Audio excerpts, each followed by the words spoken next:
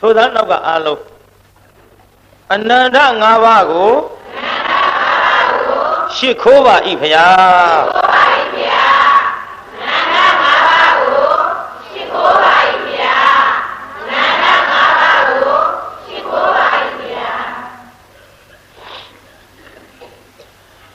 အနန္တ၅ပါးရှစ်ခိုးပြီးတဲ့နောက်တခိုးစုံတွဲပါတယ်ပေဆုံးပွဲပိဿကြီးတခိုးပါတယ်တခိုးကအမေတယောက်တည်းမသိဘူးဇုံတွဲသိပိဿတခိုးဘယ်လိုသိမှာတော့ဇုံတွဲဆိုတော့ဘယ်လိုအတွဲတော့မမေးနဲ့နောက်ပိုင်းဟောရင်ပေါ်လာလိမ့်ဟောရင်ပေါ်လာလိမ့်ကျွတ်တော်သောလောကထွတ်ထသဖြင့်မြတ်စွာဘုရားသခင်ကိုရောမြတ်သည်သာဝဋ္ဌိပြေမွန်ဇေရဝံကျောင်းတော်မှာတည်င်းသုံးတော်မူစဉ်အခါခုနှစ်အရွယ်ရှိတဲ့သူကျွယ်ရဲ့သားလေးတစ်ယောက်ကိုအကြောင်းပြုပြီးဟောပါတယ်ဗျာအဲ့ဒီသူကျွယ်ရဲ့သားလေးကိုဘာကြောင့်အကြောင်းပြုဟောသလဲအဲ့ဒီသူကျွယ်သည်သူ့သားခုနှစ်ရွယ်ကလေးနဲ့အတူတကွနေလာခဲ့ရမှတနေ့သ၌ကြတော့ဘေးအိတ်တအိမ်ကိုသွားအဖေပဲသွားတယ်ဆိုတာကလေးကမသိဘူးသိရလားပြိဿသိပါဘူးဗျာမသိပေမဲ့ကလေးကပဒကုသလကိုပြိဿပဒဆိုတာခြေရာကုသလဆိုတာလိမ္မာခြေရာကိုလိမ္မာတယ်ခြေရာကိုကြည့်ပြီးတော့ဘသူခြေရာသူသိသူ့ဖခင်ရဲ့ခြေရာကိုကြည့်ပြီးတော့လိုက်သွားလိုက်တာဟောဘေးအိမ်ကြတော့သူ့အဖေတွေ့လူလေးတဲ့မင်းအဖေသွားတာမင်းလည်းမသိပဲနဲ့ဘယ်နဲ့ကြောင့်ဒီလိုက်လာနိုင်သတို့ဖခင်တဲ့ဖခင်ရဲ့ခြေရာကိုကြုတ်သိလို့ခြေရာခံလိုက်လာတာပိဿကြီးခုခေတ်သခိုးတွေပေါ်နေတာစုံတော့တွေကျုပ်အဲ့ဒီပညာမျိုးပေးခြင်းနဲ့ကျုပ်လည်းမတတ်တော့ခက်မှန်လားပိဿကြီးဟန်ကြတော့ပိဿကြီးဟောခြေရာခံပြီးတော့လိုက်ခြေရာခံလိုက်လာတာတဲ့နောက်သူ့အဖေကသူ့သားစုံစမ်းလို့၍ဘေးတအိမ်သွားနောက်တအိမ်ကနေပြီးတော့အဲ့ဒီအိမ်ကနေဟိုဘက်အိမ်ကူဟာဟိုဘက်အိမ်ကနေဒီဘက်အိမ်ပြန်ကူဒီဘက်အိမ်ကနေဟိုဘက်အိမ်ကြော်ကူအခုပြီးတော့ရွာပြင်မဲ့ထွက်ရွာပြင်မဲ့ထွက်ပြီးတော့ရွာထဲပြန်ဝင်ပြီးတော့ပြန်ထွက်ပြီးတော့ဇေရဝံကျောင်းသွားဖခင်ကျောင်းတော်သွားဟောသူ့သားလေးကလိုက်လာဟောဗျာဒီသားကြီးကောင်းလိုက်လာပြီသူလေးခင်ဗျာဘာရဲ့တဲ့မင်းအခုကြည်စမ်းဒီကိုလိုက်လာအဖေသွားတာသိလို့လားသိပါဘူးတဲ့မသိဘဲနဲ့ဘယ်နဲ့ကြောင့်လိုက်လာတော့ဖခင်တဲ့သားလိုက်လာခြင်းသည်ဖခင်ရဲ့ခြေရာကိုကြည့်လိုက်တော့အမလီသွားထားလိုက်တာလားဖခင်ရဲ့သားမောလောက်အောင်ဟိုဘက်အိမ်ကူဟိုဘက်ငါတအိမ်ကျော်ပြီးဒီအိမ်ပြန်လာဒီအိမ်ကလာပြီးတော့တအိမ်ထကျော်အတော့ကြဟိုပြန်ဒီသွားတယ်မလီရွာပြင်မဲ့ထွက်ရွာထဲဝင်ပြီးတော့မလီကြောင်းထွက်လာတာကိုဗျခင်ဗျာခြေရာတွေကလည်းဗျာပြောလိုက်တော့မြတ်စွာဘုရားတပည့်တော်သားလေးသည်9နှစ်အရွယ်ရှိပါသေးသည်ဗျာတပည့်တော်ရဲ့ခြေရာကိုသူသိပြီးတော့ခြေရာ၌ကျွမ်းကျင်လိမ္မာသောသားငယ်လေးဖြစ်ပါသည်ဗျာအဲ့ဒါလို့မြတ်စွာဘုရားလျှောက်တော့မြတ်စွာဘုရားကိုတော်မြတ်ကဟဲ့သူကျွဲတဲ့မင်းသားသည်မြေကြီးပေါ်မှာနင်းထားသောခြေရာကိုသာလျှင်လိမ္မာခြင်းဖြစ်ပါတော့ကွယ်ဟောရှေးတုန်းကနောက်အခါတုန်းကဒီလိုမြေကြီးပေါ်နင်းတဲ့ခြေရာခြင်းမဟုတ်ကောင်းခင်တက်သွားသောခြေရာကိုလည်းလိမ္မာတဲ့ပုဂ္ဂိုလ်တွေရှိဘူးတဲ့သူကျွဲမြတ်စွာဘုရားတဲ့ကောင်းကင်ကခြေရာကိုလိမ္မာတယ်ဆိုတာသိချင်လို့ဘုရားတပည့်တော်အတနာသဖြင့်တရားအခွင့်ပေးပြီးတော့အတိတ်ဇလံကလေးဆောင်းတော်မူပါဗျာရောက်အဲ့ဒါလို့လျှောက်တော့မှမြတ်စွာဘုရားကိုတော်မြတ်ကအတိတေပါရဏတိယအစရှိသဖြင့်ဟောမြတ်စွာဘုရားကိုတော်မြတ်ဟောကြားခဲ့မဟောဘူးလားပြိဿကြီးဟောပါဗျာဟောလွန်လေပြီးသောအခါမှာတရားနာပြိဿကြီးကျွတ်တို့အတ္တမုခိလို့ဆိုတဲ့ဘလူးမတယောက်ရှိအဲ့ဒီအတ္တမုခိခေါ်တဲ့ဘလူးမသည်ဝုတ္တဝင်နတ်မင်းကြီးရဲ့အပိုင်စားပေးခြင်းကိုခံရ အပိုင်သားကဘယ်လိုပေးသလဲအလျားအဖြစ်ယူဇနာ30ဒီကတယူဇနာ73မိုင်ဆိုတော့ယူဇနာ30ဆိုမိုင်ပေါင်းဘယ်လောက်ရှိ390ဒါကြောင့်တရားနာပိဋကဒါလောက်ရှည်လျားတဲ့နေရာသူအပိုင်စားရအနံအဖြစ်9ယူဇနာပိဋကအနံအဖြစ်65မိုင်ပိဋကရေအနံကအလျားကကျွတ်တို့390အဲ့ဒီနေရာကိုရောက်လာသမျှသူစားစီဆိုတဲ့အပိုင်စားရခဲ့ဒီအပိုင်စားရထားတဲ့အတ္တမုခိဘလူးမသည်လာသမျှလူတွေအကုန်ဖမ်းစားဒီနေ့ပုံသားတယောက်ကခရီးသွားနောက်ကသူ့ပရိသတ်နဲ့အဲ့ဒီပုံသားကအတော်လှတော့လေကြည်တရားနာပိသဘလူးမကလူတွေမြင်တော့စားမလို့တအားပြေးရင်ကနေပြီးတော့ပုံသားမျက်နှာလေးလဲမြင်လိုက်ရောသူ့အယုတ်ဆိုးသလောက်ပုံသားလှတာတွေ့လိုက်တော့ဟဲလှလိုက်တာပုံသားလေးဟဲမလေးနှာခေါင်းလေးကလည်းသွဲလို့ငါနှာခေါင်းနဲ့ပါဆိုင်တော့သူ့ပါဇက်လေးကလည်းလှလိုက်တာကာကြီးလေးလို့မဲပါဇက်လေးလှတော့ကာကြီးလေးလို့လေပါဇက်ကလေးကလည်းလှပါဇက်ကလေးလည်းလှတယ်နှာရံကလေးကလည်းသွဲတယ်မျက်လုံးကလေးကလည်းကြည်တယ်ခေါင်းပေါ်ကဆံပင်ကလေးကြတော့2မြင်3မြင်ဟေးတဲ့မျက်နှာလေးပါလားပုံနာမြင်တော့ตาရနှစ်သက်ပြီးတော့ဘလူးမကပုံနာထံတအားပြည့်အသွားဘာပြောကောင်းမလဲနောက်ကပါလာတဲ့လူတွေအကုန်ထွက်ပြေးပုံနာပိဋကတိမရှိတော့ပုံနာလေးကိုဘလူးမကြီးကလေပိဋကမှတ်ထားနော်တနာသွားတယ်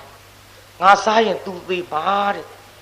ငါကလည်းသူ့မျက်နှာလေးမြင်ကြတဲ့ကစားချင်စိတ်မရှိဘူးတဲ့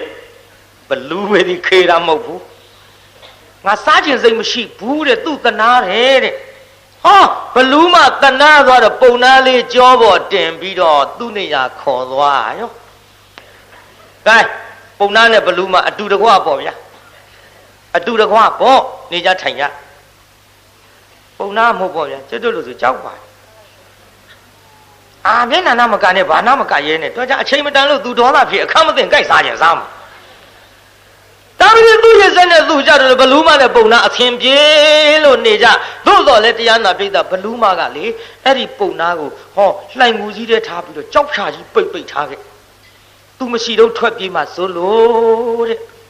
ငါကလူသားစားတဲ့ဘလူးမတန်ရိုးစင်တော့တွေ့ကြမိပြီလေသို့ပါတော့လဲတနေ့နေ့တစ်ချိန်ငါဒုက္ခပေးမှာပဲလို့ငါကိုကြောက်လန့်ပြီးတော့ငါမရှိတော့ထွက်ပြေးမှဆိုရတယ်ကြောက်ဖြာကြီးပိတ်ထားခဲ့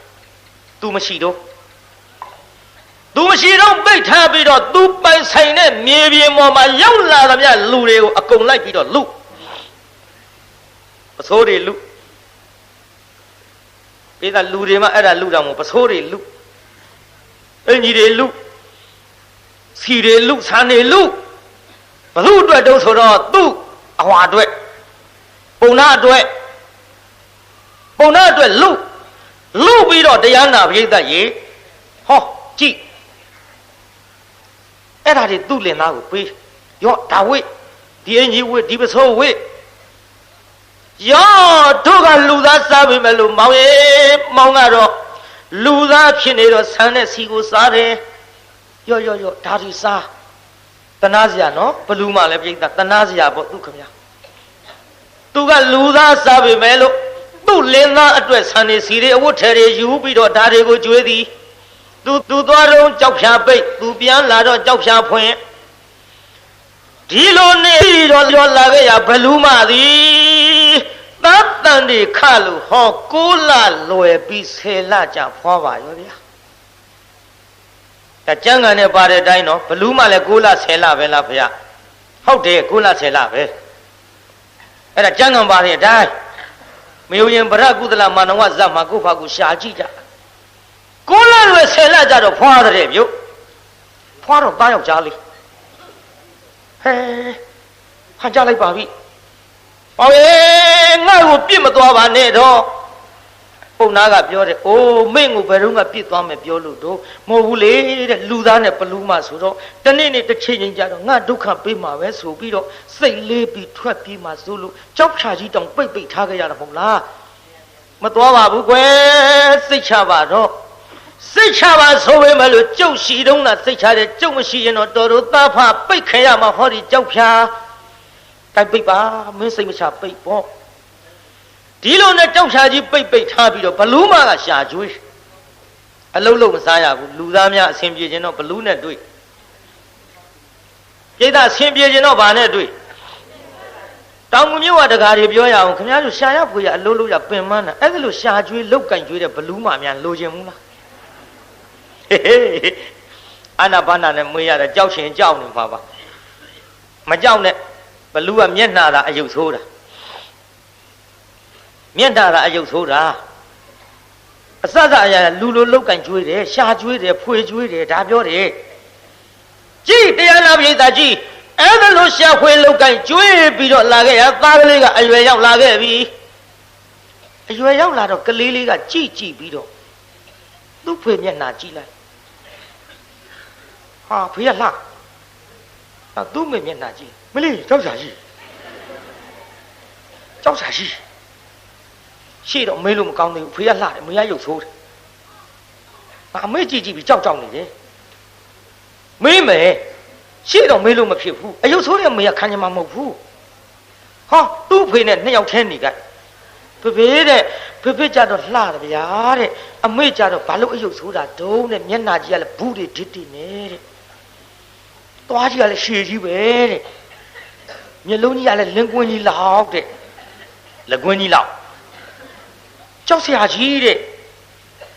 ဖေနဲ့မေဘာကြောင့်မတူကြတာတော့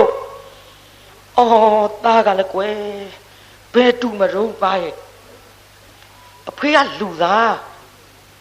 မေကဘလူးဗျာလူလေးလန့်လားလန့်တော့ပေါ့ဗျာဘလူးဆိုရင်ကြုတ်ဒီနေရာမနေချင်တော့ဘူးအော်လူလေးရဲ့ဒီနေရာမနေချင်တော့ဒီလိုမပြောနဲ့လေမင်းအမေကမွေးတော့မင်းကအမေသားပဲကို့အမေဘလူးပဲမကိုကလူပဲသားရဲ့ဘလူးပဲဖြစ်စေလူပဲဖြစ်စေတရိစ္ဆာန်ပဲဖြစ်စေဘယ်လိုပုဂ္ဂိုလ်သတ္တဝါပင်ဖြစ်စေကိုမွေးထားတဲ့သာသမီကိုကိုအမတန်ချစ်ကြပါတဲ့သားရဲ့တာကြောင့်သားရဲ့မင်းဒီလိုမပြောနဲ့နော်ဖေတဲ့ဒီလိုမပြောနဲ့ဆိုပြီးကြုတ်တော့မနေချင်ဘူးဗျာတဲ့ကလေးလေးကအရွယ်ကလေးရလာတော့တရားနာပိဋကကြောက်ဖြာကြီးဖွင့်ပြီးသူ့အဖေပြင်မဲ့ထုတ်ထားသူ့ဖေပြင်မဲ့ထုတ်ထားသူ့မေကပြန်လာဟောဘောင်ကြီးဘာလို့ကွယ်ဘာလို့ပြင်မဲ့ထွက်နေတာတော့အိုးတဲ့ပြင်မဲ့ထွက်နေတာကြောက်ဖြာကြီးပွင့်လို့ထွက်တာလေဟင်ကြောက်ဖြာကြီးဘယ်သူလာဖွင့်တော့မင်းသားဖွင့်ပေးတော့ပါကွယ်လာပြောင်းဝင်ကြောက်ဖြာကြီးဖွင့်ပြီးတော့လှိုင်ကူထဲပြန်ထက်ခီးထွက်သွားပိတ်နောက်တစ်ခါသားလို့သူကဖွင့်ပြီးတော့ဖေပြင်မဲ့ထုတ်ထားပြန်ရောဒီလိုသူ့ဖေပြင်မဲ့ထုတ်ထားတာဖြစ်တော့သားကိုချစ်တဲ့ဘလူးမခမရသည်သားအပေါ်အမြင့်ဒေါသနဲ့ပါမမထားဘာမှမငင်းမဲချင်းငေါက်ချင်းမရှိမေတ္တာဖွင့်တာဆိုတဲ့ကငြိမ့်သွားရှာသည်မိခင်များရဲ့မေတ္တာဟေးငါညီများနှမများအတူယူထားကြစမ်းပါကွယ်မင်းတို့ငါတို့ရဲ့အမေတွေလည်းဒီလိုပဲဟာဒီထဲအဖေလို့သူကဒုတ်ကြီးနဲ့ရိုက်မယ်လို့ရင်တော့ဒုတ်သေးသေးနဲ့လုံတော့ကလေးမတော်တဆရိုးဝနုကျိုးသွားရင်ဒုက္ခအမေကဟဲ့မင်းတို့ငါတို့အမေတွေလည်းဒီလိုပဲဟာအဖေလို့သူရိုက်တော့လေအမေလို့သူကတားခဲ့သည်မိခင်ရဲ့မေတ္တာကွယ်ကြီးမားလုံးလို့ကြည့်အခုမှန်လဲမမှန်ဘူးငေါက်လဲမငေါက်ဘူးနောက်တော့တရားနာပိဋကသားလို့သူကဖေတဲ့ဘလူးမရှိနဲ့တော့မနေနဲ့ကျွတ်တို့လူသူပေါ်တဲ့နေရာပြေးကြပါစို့လို့သူ့အမေမရှိကြကကြောက်ဖြာကိုဖွင့်ပြီးတော့တရားနာပိဋကရေဟောသူ့ဖေကိုထမ်းပြီးတော့တအားပြေးတော့ဘလူးမပြန်လာပြီဟောဟေးလှိုင်ကူကြီးပွင့်နေပါဖြစ်လားလူကလေးဟဲ့တာကိုလည်းခေါ်လို့မရမောင်ရဲ့ဘယ်ကိုပြန်သွားကြလေတတော်ဟ Hamale is Sani at Hopa Liagane. Pamia a 2 cent sergeant look Toran down and a copy of the Dimia shop will the la. They would the Pudemia shop will the la. I Luema Ame Corned at Jayala. Hoga Pie, sheep. Majaro Diana Big the Ho Amelu to got no kind of light. Chia can like or tweet. Ma, what took you that? Oh, Ma Bida Muba, where the Menda Kobi died. Oh, Daga, Mount Lilo Pit the Kixava. Da, Luli, Lalita, Dojazo. Dojazo so be the Pian Cordwa. Cordwa be the Langure Tabby Joksha Bay. Now the Talo to an Nene Sinza. My ship who did I not now can like Lama. Nga a me, Anna Pianaya, a Yago. Now punch happy be and look on Pinane. Made a cough. Then a mail of the change out of a me bagalu. Mimiere, who Mimidua at the Jiva, Naru at the Nevare, a Keluimia, Mimiruga, a Genti Doyen, Miba Pisigo, Giant Nadami Payo Tonsamo, a Mima Papi City Shido Kamia, Paria in a Milado. Lule. A Mima Meno Ludari Ludo. Swidum wizard, she will both die. Dabe Melo Ame Apaisa Yare Hori Mivengo Naza Tamabido Tabido Era Miba moving a Dayama Po Dineachi Ao Dineaga Hohonea Yao Da Ame Paisania, Quelu Diana Pita, Ame Kamiaga, Dago Chit, do you a jetty, Misha Po Do you a jetty, Madido, Nia Lady Tamabido Piala. Eddie chain kama Diana Pita, Dalu to that beat. Be a chain Jaroma. A me Anna Piana Yadi, hot deep bed Gilato, Divemianaka. Did I do by the me over do my Guy, I'm a machine chain, my pay with tongue be lip. I may do it one. I may trust one my jump shot you when do a pay with time. Pijazo Lane Taga Tampi Api like that Diana Pita Yi. You say yo. You can over Piaku. Go be the Mihover Kanza Ayama Laila Amelotu.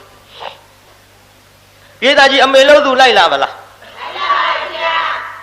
Taro Mewutana Piangajava. Oh, Lugale. Amema Babi, she don't lie. Maue Pianeva. Well, I also have a Luma Chichinalo, Pitwaja and Tuae Pianeva. Namae Mingo Maui Machilu Mopa. Mintaga Luma Kalesu. They out here to Twajina, Pitwalu, Bematova Mado. Da Alola Bido Molaya Quenamae. Tabi Melu, aye, me now me a pega, Dio Laya, Sony and Nada Piala, me a paper, Mava, Lugale, me a jump you bido, a mero ching with Talo to Maquemale,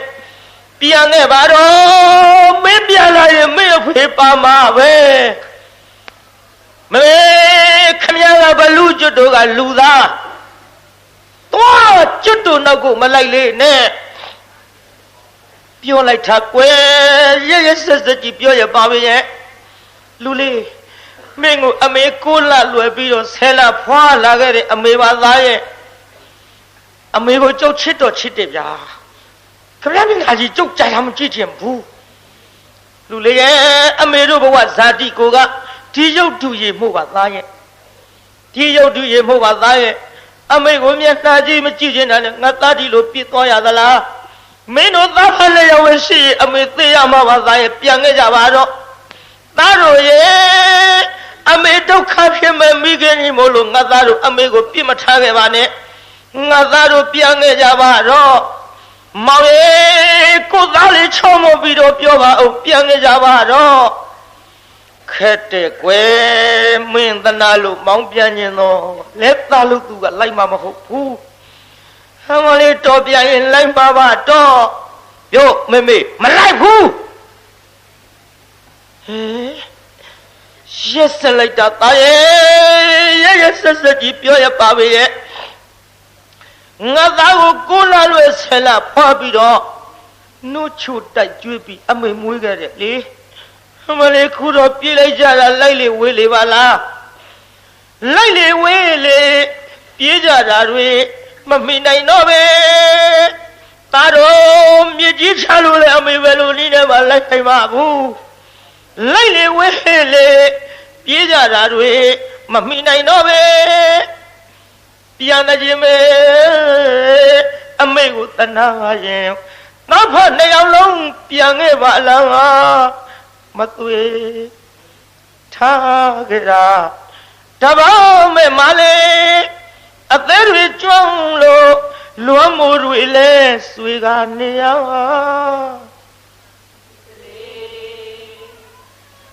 ဒီတလုံးတော့မကြက်ဖဲနဲ့ရနော်အေးမစိုးဘူးဟဲ့ပြီးတော့ပါတဲ့ဩပြန်လာလေအမေဆောင်လို့မျောနေဘလူးမကိုပြေးထားလို့ထွမသွားပါနဲ့လေအကြောင်းကံမကောင်းပြန်လာကလေးလင်းနဲ့သားကရှောင်ခွာပဲတကယ်ပဲတွေးလို့မအေးလို့လေအဆွေတခံပူနေပါရဲ့မေတန်တရားဝတ်နှောင်ရဲ့ဘယ်ခံရငြိမ်နိုင်မှာပြေးရှောင်ကပုံလို့တန်ရောစင်တွေတကယ်မယုံနိုင်မေတာတော်မင်းတို့တန်ရောစင်ကြီးကိုဘယ်လိုမှယုံပြီးတော့မဖြတ်နိုင်ပါဘူးသားရဲ့အမေသားကြီးကွဲတော့မှာပဲသားရဲ့ဘလူးမကြီးဆိုပြီးတော့ငါသားမုံသွားပြီထမရဲ့မမုံမနဲ့သားရဲ့မင်းတို့သားဖားကိုအမေကိုယ်တိုင်ရှားပြီးတော့ကြွေးခဲ့တယ်ဟံဝလေးဟောဒီတောင်းပြင်းလွတ်တဲ့ခွေးမကြီးလို့အမေကိုထားခဲ့ကြတော့မှလားသားရဲ့မထားခဲ့ပါနဲ့သားရဲ့လို့မင်းအမေငါတဲ့မှာကိုင်ဆွဲကလည်းပြည်တယ်မောင်ရဲ့ပြန်လှဲ့ကမလာတော့ရင်ဖြင့်မင်းကိုလေအမေလေးပညာပေးလိုက်မလေပြိဿကြီးဘာပေးမှာလဲတော့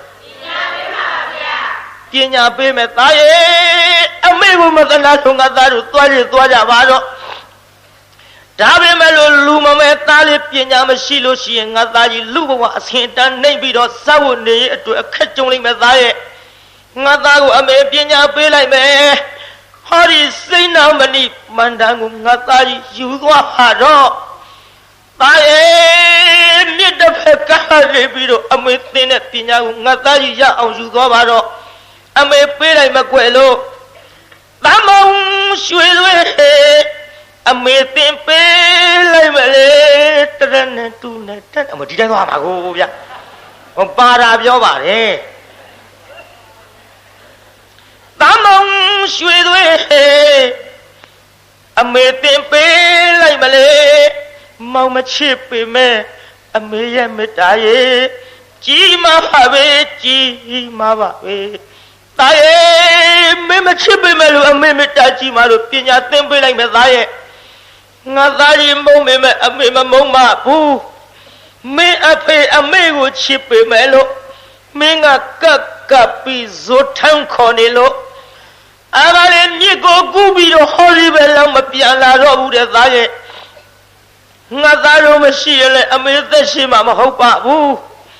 ဟောဒီပဲလူမကြီးရင်ကွဲပြီးတော့သေရမှာပါသားရဲ့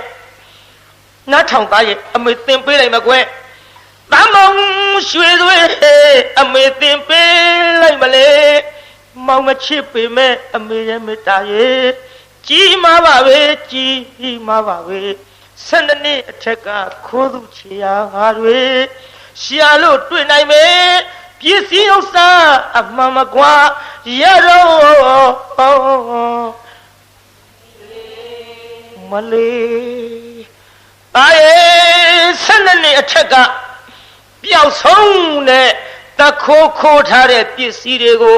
ငါသားကြီးခြေရခံလိုက်နိုင်တဲ့ပညာအမေသင်ပေးလိုက်မယ်ယူသွားတော့သားရဲ့ဆိုတော့သားလို့သူကဒူးလေးထောက်လက်အုပ်ကလေးချီမမေ ဟုတ်ကဲ့ချင်းတော့ကိုသင်ပေးပါမေမေရဲ့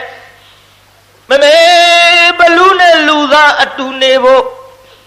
ကျုပ်လေညာတိုင်းအိမ်မပြောဘူးမေရဲ့အမေကိုချစ်တော့ချစ်တယ်ဒါပေမဲ့ကျုပ်ကြောက်တယ်အမေရဲ့ဒါကြောင့်ကျုပ်မနေခြင်းဘူးအမေထံကပညာကိုပေးမယ်ဆိုရင်တာယိုယိုသေးသေးကတော့ပြီးတော့နာယူပါမယ်အမေလှုပ်သူကနေပြီးတော့စိန်နာမဏိမန္တန်လေးပေးလို့ဒီမန္တန်လေးယူသွားပြီးတော့လေမန္တန်လေးဆိုတော့လေခမရတို့ကခြေရာကိုသိနိုင်တဲ့မန္တန်လိုခြင်းမှာပဲလိုခြင်းပေမဲ့လည်းကြမ်းကန်တဲ့ကမန္တန်လို့သာပါတယ်အဲ့ဒီမန္တန်ကဘာမှမပါတော့ခမရတို့လည်းပြောပြလို့မဖြစ်ဘူးပြောပြလို့မဖြစ်ယုံတယ်မကဘူးကြမ်းကန်တဲ့မြအဲ့ဒီမန္တန်ပိုင်ကျုပ်ကအရင်ယူမှာဟုတ်တယ်စိန်နာမဏိမန္တန်နဲ့ဗျခြေရာကိုမြင်နိုင်တဲ့မန္တန်ပဲပေးလိုက်အဲ့ဒါလို့ပေးလိုက်တော့တတ်လို့သူခမရကဒူးလေးထောက်လက်အုပ်ကလေးချီလို့မမေကျုပ်မှတ်ပါတယ်ခမရကျုပ်ယူသွားမဲ့ခမရနဲ့ဒူးကလေးထောက်လက်အုပ်ချီပြီးတော့ပညာကိုအရသင်လိုက်တော့ပညာလဲတတ်ရောမှတ်မိပလားကွဟုတ်ကဲ့မမေကျွန်တော်မှတ်မိပြီခမရအမေလို့ရှိရင်သွားကြပါတော့အမေကိုပြစ်ထားခဲ့ကြပါတော့ဟောဒီဘလူးမကြီးလူသားနဲ့မတူကြဘူးရဲ့လို့အယုတ်ဆိုးတဲ့အမေကိုငါသားမကြည့်ခြင်းဘူးအဘလေးခုတော်မွေးကျေးဇူးတွေငါသားကြီးမဆက်လို့ပြစ်သွားပေမဲ့လို့မင်းကိုအမေချစ်လျက်ပါသားရဲ့သွားကြတော့ငါသားတို့သွားရင်အမေနေရတော့ပါဘူးရဲ့လို့ရှင်းပုတ်ဝေးအချင်းမလားသေရမဲ့မှာအမေကတော့သေရမှာပါပဲမလေးနှစ်ယောက်စလုံးမရှိဟောဒီအသက်ကြီးကိုရတော့မှာပါသားရဲ့ရှင်းပုတ်ဝေးအချင်းမလားသေရမဲ့မှာအချင်းမကြတဲ့ဘလူခန္ဓာမှာအချင်းမကြတဲ့ဘလူခန္ဓာမှာအထူးဆရာသေးပဲသားရဲ့အမေဆရာကတော့သေဖို့ရပဲရှိပါတယ်သားရဲ့ဒီဘဝငါသားတို့ယခုလိုမောညတဲ့ဝတ္တရားတွေဒီဘဝမှာဆုံးမစေတော့လို့အမေဆူတောင်းမယ်သားရဲ့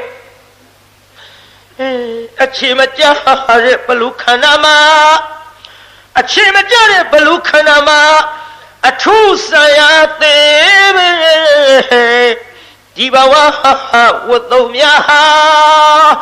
အမေခံစားရတဲ့ဝတ္တရားတွေဒီဘဝနောက်ဆုံးဖြစ်ပါစေတော့ဒီဘဝဝတ်သုံးများဟာဒီဘဝဝတ်သုံးများဟာလူဆုံးစေရဆူတောင်းပါရဲ့လေ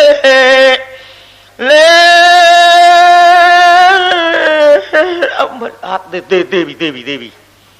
တေးပြီဘလူးမရင်ကွဲသေးတာပြည်သားကြီးဘလို့ဖြစ်သေးတာတော့ရင်ကွဲသေးတာဆိုလို့နှစ်ချမ်းကြီးကွဲသွားတာမဟုတ်ဘူးအသေးနှလုံးတွေဖယိုဖယဲကိုယ်ကာယဖြစ်ပြီးတော့သေသွားရှာတာဟောဖေတာမမေလဲသွားပြီဗျမမေလဲသွားပြီဖေရဲ့လဲမှာပေါ့ကွာမင်းကအမေမတနာတဲ့ကောင်ကိုဖေရဲ့မတနာလို့မဟုတ်ဘူး तू ကဘလူးမခမရကျွတ်တော့ကလူသားပါဖြစ်တုံးကွဲဘလူးမနဲ့လူသားအတူနေကြလို့မင်းတယောက်တောင်ရလာပြီပဲဟမလေးသံရောစေသမှုရရဘလူးဖြစ်ဖြစ်လူဖြစ်ဖြစ်ရှိကြတာသိပါလျက်ကနေတာရဲ့ခုတော့မင်းအကြောင်းပြုပြီးမင်းအမေလဲသွားပြီကွယ်သေပွဲမဝင်လို့အသက်ရှင်ရင်မင်းအမေစိတ်ချမ်းသာအောင်အရင်နေရပြန်လိုက်ရအောင်နော်ဟုတ်ကဲ့ဖေမေဖေတဲ့ပညာတွေလည်းကြုတ်တက်ပြီးအမေကိုလည်းတနာတယ်သွားကြည့်ကြပါစို့အနန္တရောက်ဟောမမေမလေးခေါ်လို့မရတော့ဘူးအမေတားခေါ်နေတယ်ထူပါအောင်တော့လားအမလေးဖေအမေမရှိတော့ဘူးထင်ရဲ့နှမအိုးရုပ်ဆိုးတယ်ဘလူးမကြီးရဲ့ အမလေးရုပ်ဆိုးပေမဲ့လို့မင်းပေါ်ကတန်ရောစင်ကျုပ်ဘယ်လိုလုပ်ပြီးတော့ဖြတ်ရပါမတော့နမရေတဏှာလိုက်လို့ရှင်မင်းသားလေးခေါ်နေတဲ့ထူပါအောင်တော့လားသားလို့သူခမရကလည်းအမေမျက်နှာနာပါကလေးအလို့မမေသားကိုခွင့်လွှတ်လိုက်ပါတော့သားအပြစ်တွေကိုဝှချပြီးတော့ကတော့ခဲ့ပါတယ်ခမရတပည့်အမေကိုမိသိညှို့ပြီးတော့ကျွတ်တို့လွတ်ရကိုသွားကြပါစို့သားဟိုဖေတို့အရင်နေတဲ့နေရာမင်းအမေကိုတရိယာလွမ်းဆွတ်တဲ့အနေနဲ့လူသူပေါ်တဲ့နေရာမသွားပါနဲ့တော့ကွာဒီမှာပဲနေကြပါစို့နေခြင်းဘူးကျွန်တော်အမေကိုမတနာလို့မဟုတ်ဘူးအမေကျွန်တော်အပေါ်တနာတယ်အမေကျွန်တော်ပေါ်ချစ်တယ်အမေကျွန်တော်ပေါ်မေတ္တာရှိလို့ဒီပညာတွေသင်ပေးလိုက်ပြီခုတော့လေဒီပညာတွေတက်ခါမှာအမေရဲ့ချစ်ချင်းမေတ္တာတွေကြုံနားလဲလာလို့မေမေနေတဲ့လှိုင်းကိုပြရရဲ့ဖြင့်အမေတတိယရာနဲ့ကျုပ်စားမဝင်အိမ်မကျုပ်စားမဝင်အိမ်မပြောအမေအပေါ်လွမ်းတဲ့စိတ်တွေနဲ့ကျုပ်သေးမှာပဲဒါကြောင့်ဖေဖေလူသူနေတဲ့လူတော်တွေကိုသွားကြပါစို့ကြိုက်ွယ်စိတ်ပြေလက်ပြောက်ကြိုက်သွားကြစို့ဘလူမကြီးနေရခဲ့ပြီတော့ဆုံးပြီမဘူးနမရေနေရခဲ့ပြီလို့အတ္တမုခိဘလူမကြီးရဲ့ဒုသအဖသွားပြီလို့ဟောသားဖနှစ်ယောက်ထွက်လာခဲ့ရွှေနန်းတော်ရောက်တော့နန်းတော်ဝါကရက်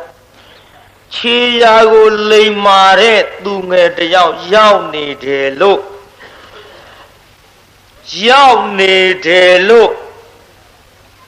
ဘယင်တော်ဥတင်ပေးကြပါဘယင်ကလှမ်းခေါ်တယ်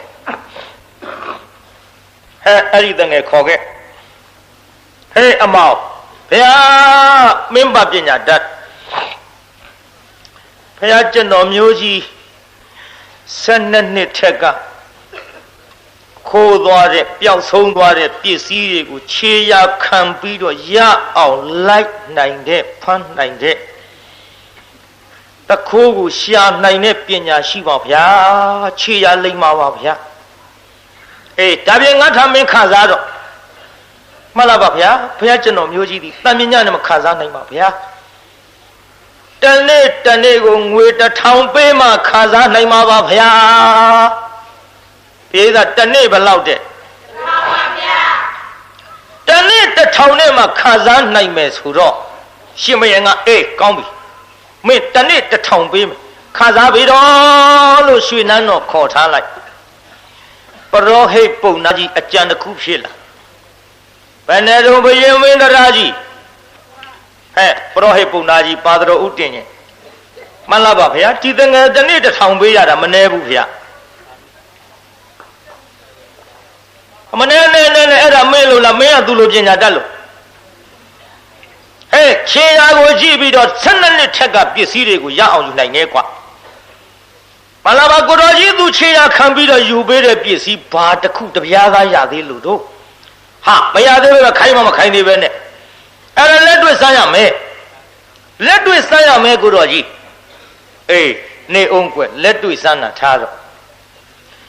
ဒီကိစ္စတဘာသောပစ္စည်းမစမ်းနဲ့ကွာပရောဟိတ်ပုံနာဖေမင်းနဲ့ငါနဲ့နှစ်ယောက်သေးသိပါစေရွှေနန်းတော်ယရနာဓိုက်ကပစ္စည်းတွေကိုမင်းနဲ့ငါနဲ့ကိုယ်တိုင်ခိုးရှင်မရင်သူပစ္စည်းသူခိုးမလို့တဲ့ခြေရာနဲ့တခိုးရှာခိုင်းနေတယ်လားမင်းနဲ့ငါနဲ့နှစ်ယောက်သေးသွားခိုးပြီးတော့လေသူမသိအောင်တဏီတဖုံအဖြစ်ကွာခြေရာခံနိုင်တာမြေကြီးပေါ်သာခံနိုင်တော့မပေါ်ကွာကောင်းကင်ခြေရာသူပဲနဲ့လို့ခံပါတော့လားဘာကြစို့ဘယင်နဲ့ပရောဟိတ်တိုင်ပင်ပြီးတော့ယရနာတိုက်ကယရနာတွေထုတ်ပြီးတရားနာပိသပြတ်တတ်တဲ့ပြတ်တတ်ကနေပြီးတော့တရားနာပိသရေမင်းအိမ်တကားလှေကားနဲ့ထောင်ပြီးပြန်ဆင်းလှေကားနဲ့ထောင်ပြီးမင်းအိမ်တကားဘဝတခါနဲ့3-4ပေါင်ပတ်နောက်လှေကားပြန်ထောင်ပြီးတော့တရားနာပိသဒတိုင်းထက်တက်ပြီးတော့အပြင်ဘက်ဆင်းဆင်းပြီးတော့တရားစီရင်နဲ့တင်းကုတ်သွားတရားစီရင်နဲ့တင်းကုတ်ကနေလှေကားထောင်ပြီးတော့နန်းတွင်ရောက် နန်းတွင်ကနေရေကန်သွားရေကန်3-4ပါးပတ်ရေကန်အတွင်းမှာဆင်းပြီးတော့တရားနာပြည်သားလှေကားတွေနဲ့ထောင်တဲဆင်းဝင်လှဲပတ်ထောင်တဲဆင်းဝင်လှဲပတ်ပြီးတော့ရေကန်တဲ့မသိအောင်ဆိုပြီးတော့ပစ္စည်းတွေဖုံးထားကြထားပြီးတော့ယရနာတွေကလူတွေဘယင်ကအသိမှပေးထားတော့မှန်လားပါဗျာယရနာတိုက်သခိုးဖောက်ကြောင်းပါဗျာဟဲ့မင်းကြီးများဗျာယရနာတိုက်သခိုးဖောက်တဲ့ကွမှန်လားဗျာဒီသခိုးရောက်ရှာဖို့အရေးကြီးနေပါပြီဗျာဟဲ့မပူနဲ့ငါခစားနေတဲ့တနေ့အသဗျာ1000စားလုပ်နေတဲ့ဗရကုတလမန္နဝဆိုတာရှိတယ်ရှေ့တော်သွေးစီရောက်ရောဗရကုတလရှေ့တော်ရောက်မှန်လားပါဗျာရှေ့တော်ရောက်ကြောင်းပါဗျာဟဲ့ဗရကုတလမန္နဝဗျာရှေ့တော်ရောက်ပါဗျာအေးရှေ့တော်ရောက်တော့အမိန်တော်မှတ်မယ်ကွမင်းသိအောင်ငါဘယင်ဤယရနာတိုက်ခဲမှာများစွာသောယရနာတွေကိုသခိုးခိုးပြီးတော့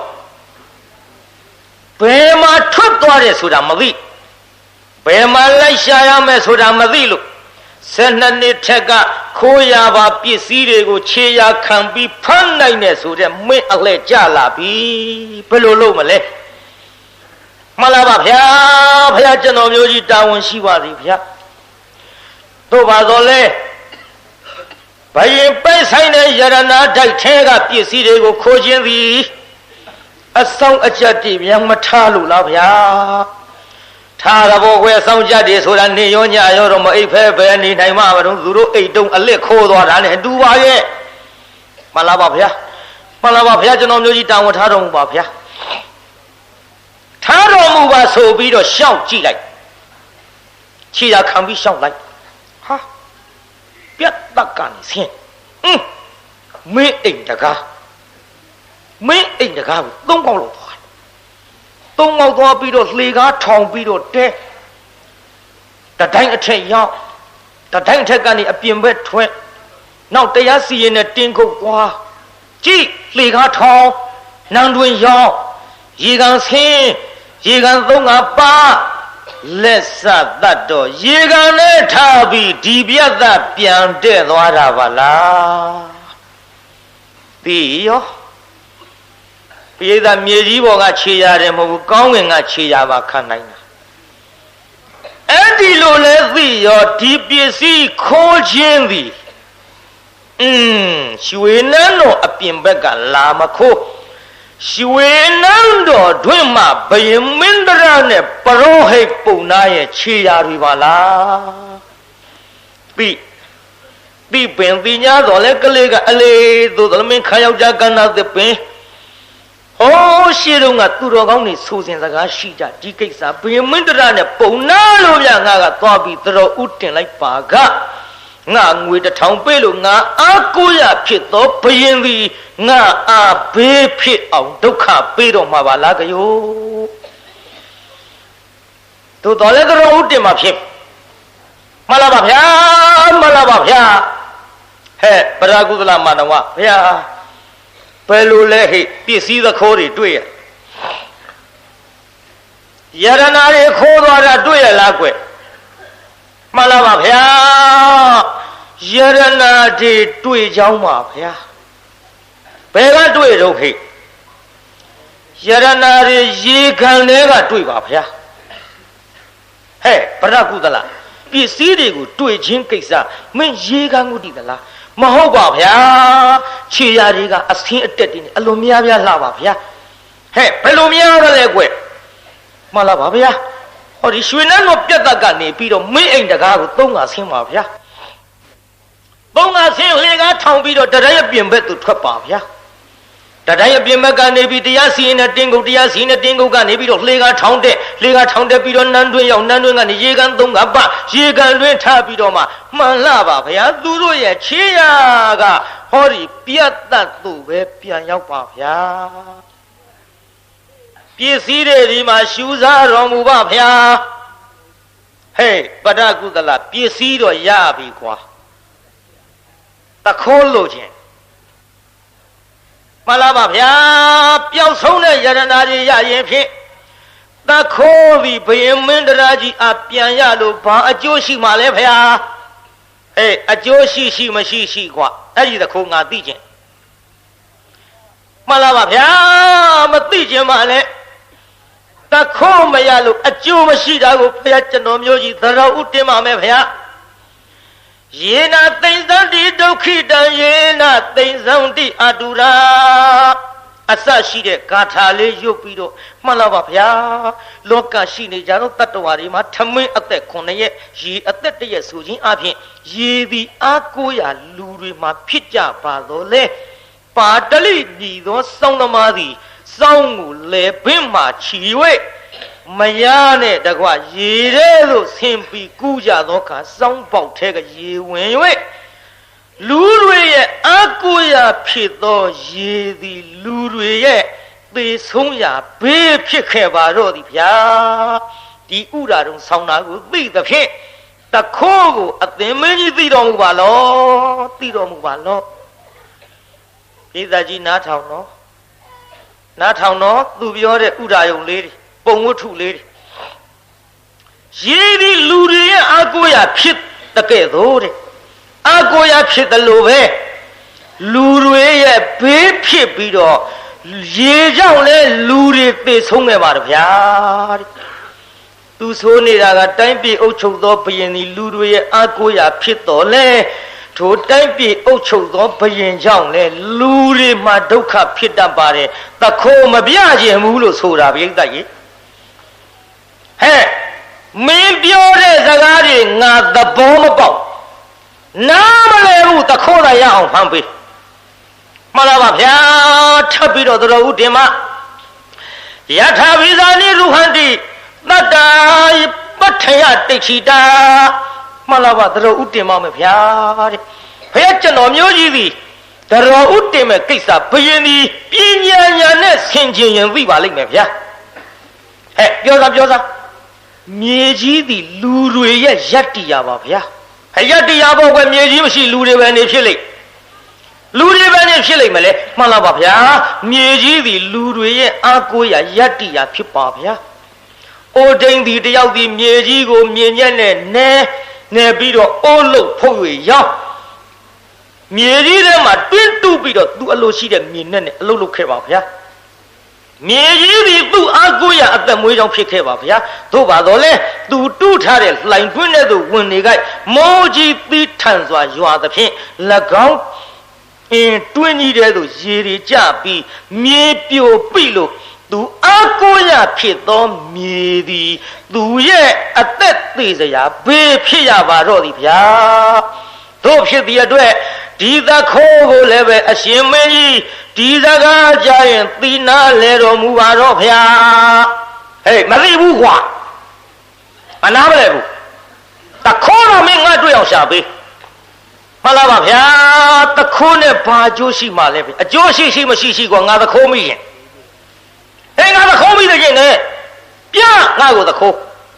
မှန်လားပါဗျာရှေ့ဆက်ပြီးတော့ရွှေသားဆင်တော်မူပါဗျာယေနာဗတ္တနိပိစန္တိတိတံယေနဝိဟညတိမှန်လားပါဗျာမိသည်လူတွေရဲ့အာကိုရာဖြစ်ပါဗျာသမင်းချစ်သောခါမီးနဲ့ဟင်းချစ်သောခါမီးနဲ့အချမ်းရည်ကိုဖြောက်သောခါမီးထဲလှုံမိသည်လူတွေရဲ့အာကိုရာပင်ဖြစ်ပါတော့လေမှန်လားပါဗျာတဲ့အိမ်တအိမ်ကိုမီးလောင်သောခါမိအထုပ်ပစ္စည်းကျန်းနေတာကိုသွားယူတော့အဲ့ဒီမီးလောင်၍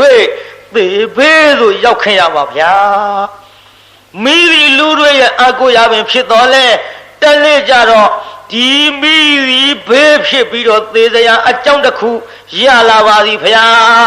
အသင်မင်းကြီးဒီတကားကိုတခါတည်းတော်ဥတင်သောအဖင်သိနာလေတော်မူပါဗျာမသိဘူးကွာတခေါ်တာငါမိရလိုချင်တယ်ဘယင်နဲ့ပုံနာလက်ညှိုးထိုးမပြရဲလို့တခိုးဟာဘယင်မင်းတရားကြီးနဲ့ဟောဒီပုံနာကြီးပါလို့ပြောမကောင်းလို့ဥဒရာယုံလေးတွေဆောင်းပြငါတခိုးတာလိုချင်တယ်ကွာ မင်းကြီးပစ္စည်းရရင်တော်ရောပေါ်သခိုးပါအကျိုးရှိမှလဲရှိမရှိငါလိုချင်တယ်မှန်လားပါဗျာသတော်ဦးတင်ပါမယ်ဗျာယေနဗတ္တိနယပင်တိပုထုဗျမနခတ္တိယမှန်လားပါဗျာတဲ့လူတွေစအပ်သောထမင်းသည်လူသားတွေမှာပုထုစဉ်မှန်သမျှပုံနာတွေမင်းမျိုးတွေသူကျွဲတွေတထေတွေတတောင်းစားတွေဘယ်လိုပင်ထမင်းသည်တပ်ပိတ္တအာဟာရထီတိကလူတွေအသက်ရှိအောင်ပြုတ်နိုင်တော်လဲတနေ့ကြတော့ထမင်းအစားလွန်၍ဘေးဖြစ်ပြီးတော့သေတာရှိပါဗျာထမင်းဒီလူတွေအသက်ရှင်ရဖြစ်တော့လဲထမင်းညောင်လူတွေသေကြဘူးပါဗျာအသိမင်းကြီးဘုရားကျွန်တော်မျိုးကြီးပြောတော့ဥပမာကိုဆောင်ပြတာပညာဉာဏ်နဲ့ကြည်ပါကသိနိုင်ပါတယ်ဗျာဟေးတည်ဘူးကွာတခေါ်လာလို့ခြင်းတယ်အတော်ခက်နေပြီပြိဿကြီးအဲ့ဒီတော့မှဟိုကဂိမာနပစ္စည်းမေမသေးဝါဒမိတ်ဆန္ဒီပြန်ပြောမှန်လားပါဗျာတဲ့ဆောင်းအကုံຫນွေအကူမှာဆောင်းအကုံຫນွေအကူပြေးတာဆောင်းပြီးຫນွေဟုတ်ရဲ့ဆောင်းအကုံຫນွေအကူမှာမိတို့လိုအပ်တဲ့လေကိုအလိုရှိကြတော့လေထိုလေဖြတ်၍လေလူသားတွေသိတတ်ပါတယ်ဗျာပြေးတာကြီးလေဖြတ်ရင်လူတွေမသိဘူးလားသိပါတယ်ဗျာဒါကြောင့်လေတွေလူတွေရဲ့အာကိုရပဲဖြစ်တော့လေတနေ့ကြတော့ဒီလေကြောင့်ပဲသိခဲ့ပါတယ်ဗျာဒီဥပမာဆောင်ပြတော့သိတော်မူပါဗျာမသိဘူးကွာခိုးဖောက်ပြီလို့ပြောနေမယ်တဲ့မပြောချင်လို့မှန်လားပါဗျာထပ်ပြီးတော့သတော်ဦးတင်မထပ်ပြီးတော့သတော်ဦးတင်မမယ်ဗျာလို့ပြန်ပြီးတော့သတော်ဦးတင်ယနိတိတာဇဂရီရုခံသွားရအကိံပမုတ်စတိ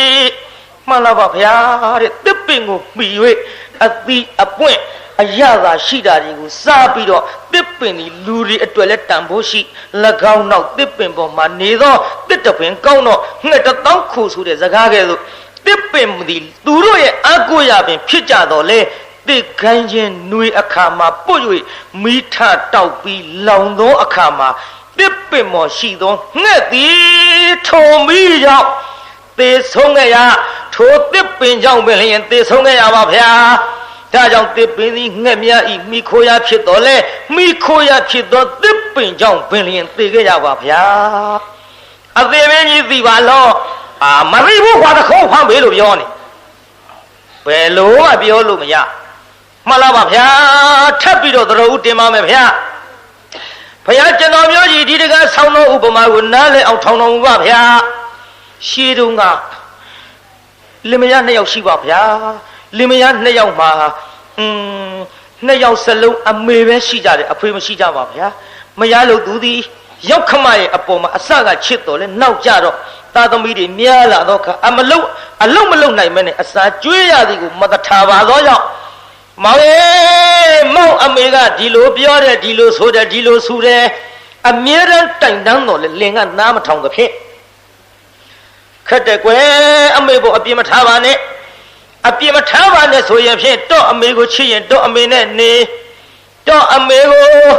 ချစ်လို့ရှိရင်ဖြင့်ကျုပ်ကိုခွာကျုပ်ချစ်ရင်တော့အမေကိုလေဒီတိုင်းမထားနဲ့တတ်ပစ်ပါတော့အတော်ဆိုးတဲ့ချွေးမတတ်ပစ်ပါတော့ဆိုတော့ကဲကောင်းပါပြီကွယ်မင်းတော့မပြစ်ပြရစီနဲ့ငါအမေကဘယ်နေတော့ဟိုတော့အမေကကျုပ်အမေနဲ့နေတယ်လေအမေနှစ်ယောက်နေကြတာအေးကောင်းပါပြီငါအမေကမင်းအမေနဲ့နေတယ်ဆိုတော့ဟိုငါတတ်မယ်လေငါတတ်ပါမယ်ငါတတ်မယ်အမေတတ်ရအောင်သွားပြီးတော့မင်းအမှတ်တင်ညာလေးထားကြည့်တော့အမှတ်တင်ညာထားကြည့်တော့ဆိုတော့တရားနာပြိဿသူ့အမေကိုယောက်ျားလို့သူကတတ်မယ်တဲ့ငါအမေကဘယ်ဘက်ကအိတ်တယ်ဘယ်ဘက်ကနေတယ်ဆိုတာအမှတ်တစ်ခုမင်းထားခဲ့မိမကတော့သွားထားတာပေါ့မိမသွားထားပြီမဲ့လို့တရားနာပြိဿရေးလင်လို့သူကဗျောင်းပြန်ကြည့်ပြိဿလင်လို့သူကဘယ်လိုကြည့်ဗျောင်းပြန်ကြည့်တယ်ငါအမေတတ်ဖို့သူနေရာမှန်ထားတော့လေထိုထားသောတင်ညာသည်အမေဖြစ်ရမယ်ထားသောတင်ညာမဟုတ်ဗျောင်းပြန်ဘက်ကငါတတ်ရရင်ဖြင့်ကောင်းမှာပဲဆိုပြီးတတ်လိုက်တော့ဟောမိမရဲ့အမေသေရောပြုပြစ်တာဘသူအမေသေးတာတော့မိမရဲ့အမေသေးတော့သွားကြည့်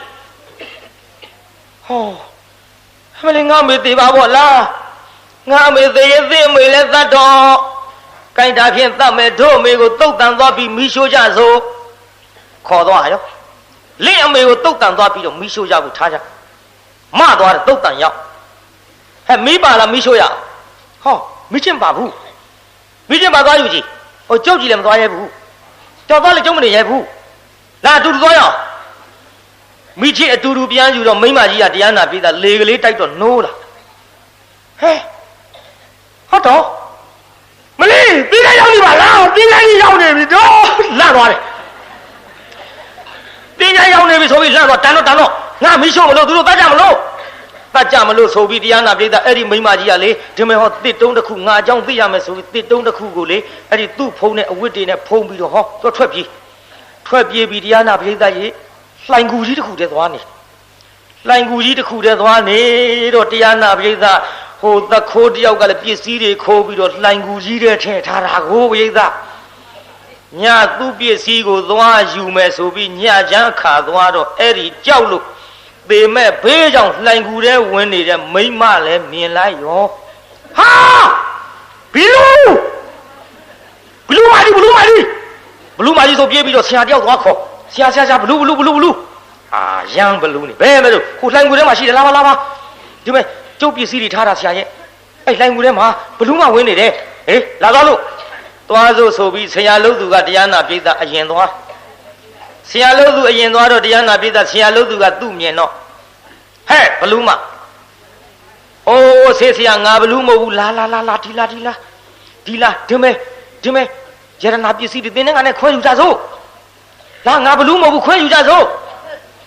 ငါနဲ့ဘယ်လိုယုံရမှာတို့ကဲမယုံလို့ရှိရင်လေငါရှာဖို့နင့်ရှာလေးတင်လားဆေးဆရာကလည်းဆရာအားရရှိတကူမိမရှာဖို့သူ့ရှာလေးသွားတင်ဘာပြောကောင်းမလဲဟိုမိမကတခါတည်းရှာကြိုက်ဖြတ်ချိုက်မလေးအလောရှာမရှိတော့မပြီးဘူးဒီကရှာမရှိတော့ပြီးရလားမပြီးတော့ဘူးပိဿကြီးကိုကားဖြစ်ဘလူးပဲဆိုပြီးသွေးဆက်တန်ဆက်တွေနဲ့ပြေးတာရတနာဒုတ်ကြီးသူတယောက်ထဲရတော့ဟိုအိမ်ပြန်သွားတော့လေမြင်းမီချွေးမကဟုတ်တော့အမေဘယ်နဲ့တော့မသေးတာတော့ငါမသေးတာဒီလိုဆိုပြီးတော့တရားနာပိဿကြီးပြောပြလိုက်ပါရောပြောပြလိုက်တော့လက်စားသတ်တော့သုတ်တံမှာမိဘုံမော်တင်ပြီးတော့မိအရှို့ခိုင်ရင်ဒီလိုပစ္စည်းတွေရသကိုသွားပြီပိဿအဲ့ဒီလိုဟာမျိုးကသူလမ်းသူသွားတာကြလားသွားပြီပစ္စည်းတွေရသကိုဆိုပြီးတော့ငါကိုတဲ့သုတ်တံထုတ်ပြီးတော့ထင်းပုံမော်တင်မိရှို့သူ့လင်ကိုပြောတာသူ့လင်ကလည်းအားလိုက်တဲ့လူတရားနာပိဿသူ့အမေလိုပစ္စည်းတွေရလိုက်မယ်ဆိုပြီးသူ့မိမထင်းပုံပေါ်တင်ပြီးမိရှို့လိုက်သေးရောသေပြီးအိမ်ပြန်ရောက်တယ်နောက်ရကြပြောတယ်မေးတဲ့ကျုံမိမခုတည်းချင်းရောက်သေးဘူးနော်တဲ့သေတဲ့လူဘယ်တော့ပြန်လာတယ်ကြားဘူးယောက်ျားရုပ်မိမစကားနာထောင်းအမေကြတော့သေရအောင်ကြားဟေးဒီမှာသေတဲ့လူဘယ်တော့မှပြန်မလာဘူးကွအမေကြပါလို့ပြန်လာတော့အမေကမီးရှို့ခန္ဓာအမေမှတ်နေလားအဲ့ဒါတစ်တုံးထားပြီးတော့ငါလှိုင်ကူထဲဝင်ပုံလို့ဒါလှိုင်ကူထဲကသူများခိုးထားတဲ့ပစ္စည်းငါအချောင်ရခဲ့တာဗျာဒါပြပြန်မလာတော့ဘူးပေါ့လာဘူးဘယ်တော့မှလာဘူးမင်းလည်းအဲ့ဒီသွားကြင်သွားလေးဒုက္ခပါပဲမရကိုငါအကိုရဖြစ်ပေမဲ့လို့အခုတော့ငါအကိုရဖြစ်တော့မရကြောင်လဲဒုက္ခတွေဖြစ်ခဲ့ရပါဘောလားမှန်လားပါဗျာတဲ့မရဖြစ်သူမိမသည်ယောက်ျားများရဲ့အကိုရဖြစ်တော့လေအဲ့ဒီမရကြောင်လေယောက်ျားတွေဒုက္ခဖြစ်တတ်ပါဗျာဒီလိုပြောလိုက်တော့တရားနာပိဿကြီးကျမ်းဂန်နဲ့မပါတော့လဲမှတ်သွားကြ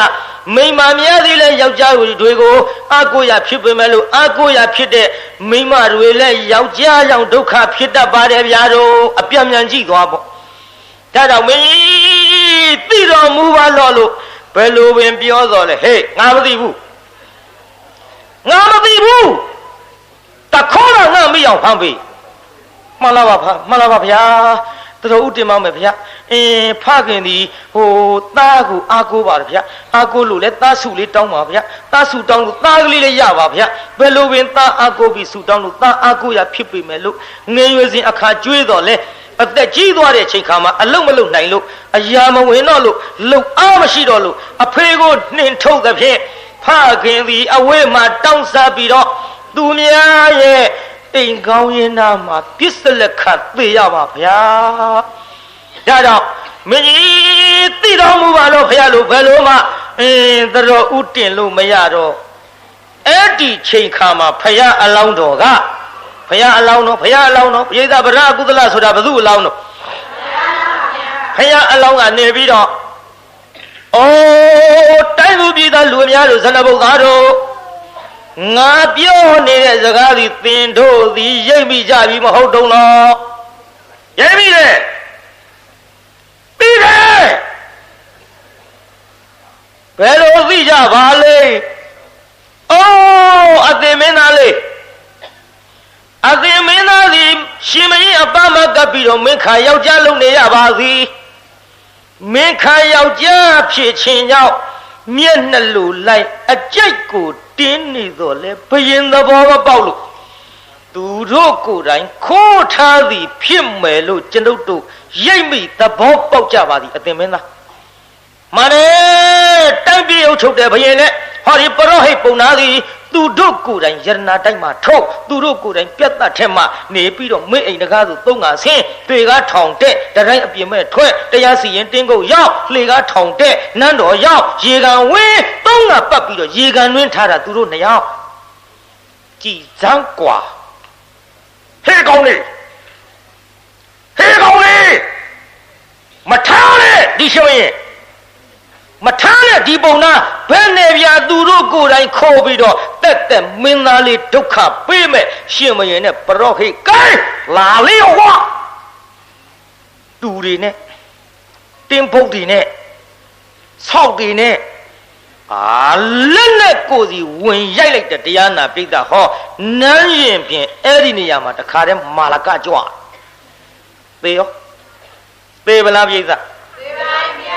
တယောက်ထဲလားနှစ်ယောက်ဘယ်သူနဲ့ဘယ်သူတော့ဘယင်နဲ့ပုံနာသေဗလားပြိဿကြီးသေပါဗျာခိုးလို့သေတာလားမခိုးလို့သေတာခိုးလို့သေတာဗျာခိုးရင်တိုင်းသူပြည်သားကထားရဲ့ထားပါဗျာတိုင်းသူပြည်သားကခိုးနေတော့ကိုဘယင်ကထားရဲ့တခိုးဆိုတာဘယင်ကြိုက်သလားကြိုက်ပါဗျာတခိုးကိုတိုင်းသူပြည်သားကကိုကြိုက်သလားဘုန်းကြီးတွေကကိုကြိုက်သလားလူတွေကကောကြိုက်သလားမကြိုက်ပါလို့ခိုးရခွက်ကြနော်မကြိုက်တော့မကြိုက်ဘူးခိုးတယ်ခိုးတာကိုရှင်မရင်မကြိုက်လို့ဟိုတုန်းကတော့ဘယင်ကိုယ်တိုင်ခိုးလို့ဘယင်သေးတယ်အခုတိုင်းပြည်အုပ်ချုပ်တဲ့အစိုးရကတော့ခမရတို့ဥပဒေတွေနဲ့ထားလို့စစ်ဘိုခိုးစစ်ဘိုလည်းမထားဘူး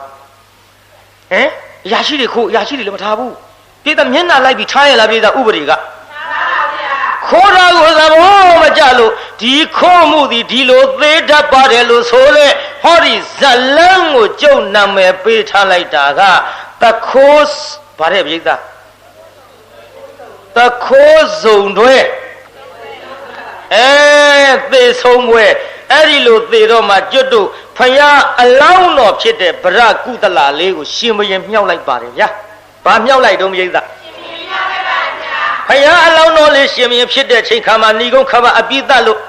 တကားတော့ပင်သားသည်မြေပြင်မှာထင်းတဲ့ခြေရာကိုမြင်နိုင်တော့လေဟိုတုန်းကကောင်းငင်ကခြေရာကိုမြင်နိုင်တော့ငါဖယားအလောင်းသည်ဗရကုသလာ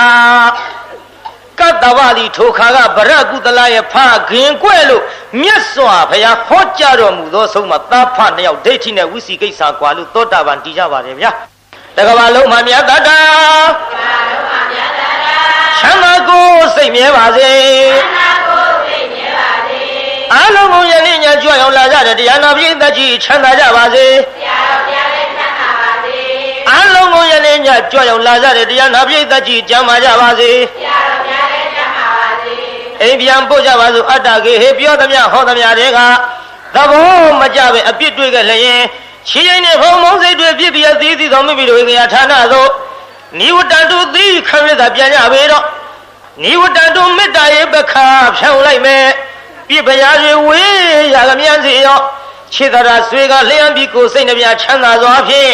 မှန်စွာမနေပြန်ပါလေ